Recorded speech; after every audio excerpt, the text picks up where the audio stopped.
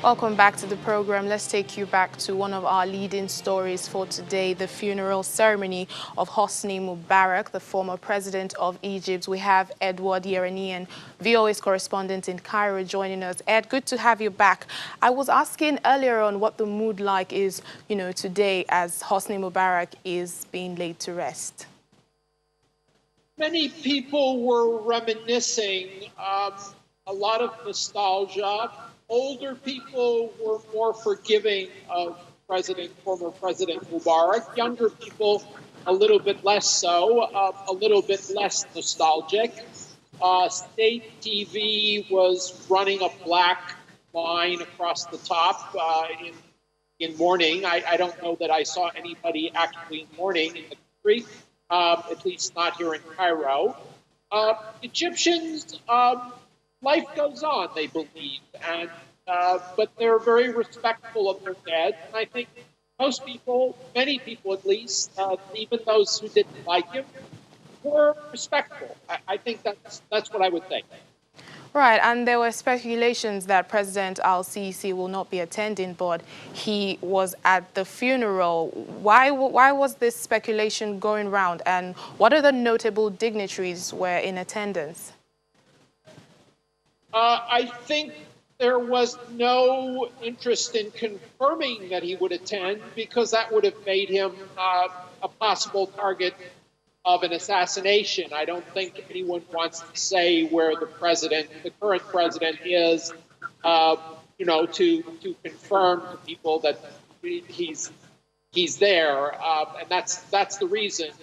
Otherwise, a lot of former important people, the former interim president, Adli Mansour, his children, the former some of the former ministers, prime ministers, governors, as well as army people. Yeah, Hosni Mubarak was a controversial figure. Are there plans, for the government to immortalize him? I don't think that's what's going on, but many dictators pointed out that he.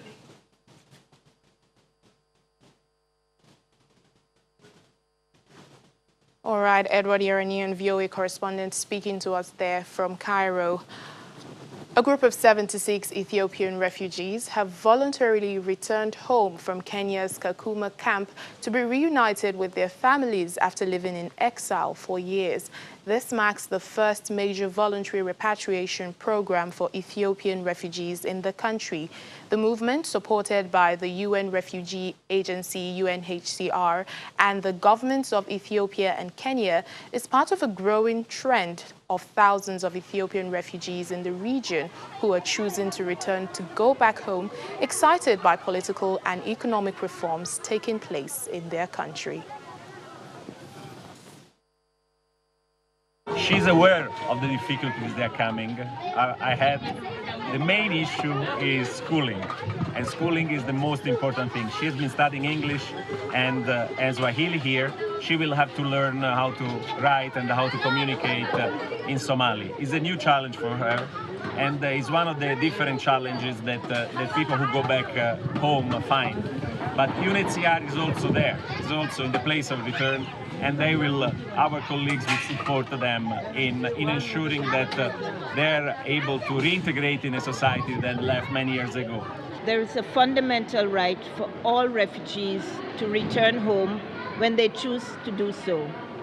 They come home and establish themselves in their families, in their villages where they had to flee from. And UNHCR is really happy today. Wrestling is a hugely popular sport in South Sudan, where athletes say it's one of the few outlets where communities who have fought each other can engage in friendly competition. The world's youngest nation is struggling to recover from 5 years of civil war, which forced a third of the population to flee their homes.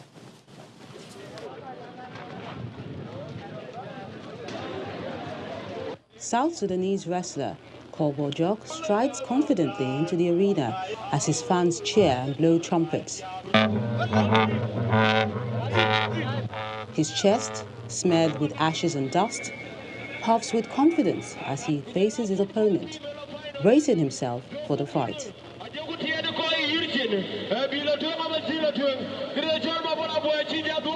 In the world's youngest nation, wrestling is really popular. Wrestling brings peace as different people come from different places to meet and create friendship. Winning brings joy and losing is normal because it's not a real fight. Matches like this one attract a large crowd in towns across the country. Some wrestlers from rural communities where cows play a crucial role in livelihood and culture smear their faces and chests with white ash from the fires of the cow dung.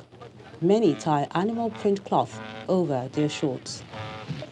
The festival-like atmosphere where wrestlers break out in dances to celebrate victories and women chant the names of victorious athletes is a welcome development, respite from the hardship of daily life. The oil-rich East African country is reeling from decades of conflict and corruption. The warring parties signed a peace deal in 2018, but that didn't work.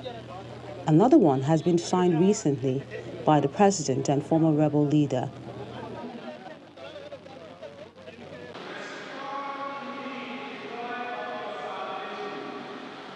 They have their reward. But when we fast,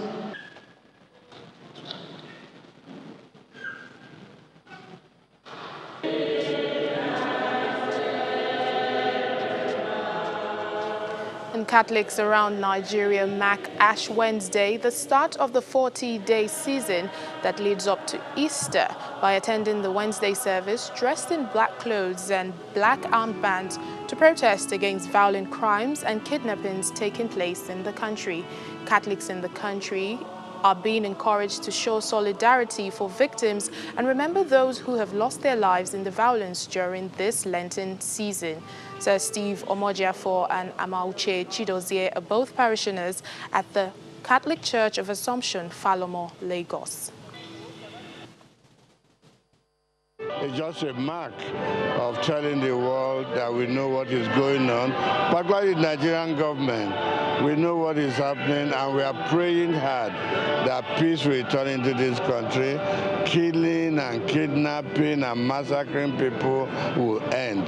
So this 40 days is another period for us to pray hard for peace and tranquility in Nigeria. We just hope, something good comes out of it, because it's really a time, the country is in a sober state, and I think it's a time for us to actually find out where we've gone wrong and, seek ways to, make amends. Most Reverend Oliver Dashe Dueme, the Bishop of Catholic Diocese of Maiduguri, says the call for all Catholics in Nigeria to unite in prayer and penance for peace and security comes from the office of the President of the Catholic Bishops of Nigeria. Very unhappy with our situation in our country. Things are going from bad to worse in the sense that we're experiencing a lot of violence. People are being killed. People are being kidnapped. Young girls are being taken to the bush by Boko Haram members, Fulani herdsmen, and so on and so forth. Even men of God are not spared.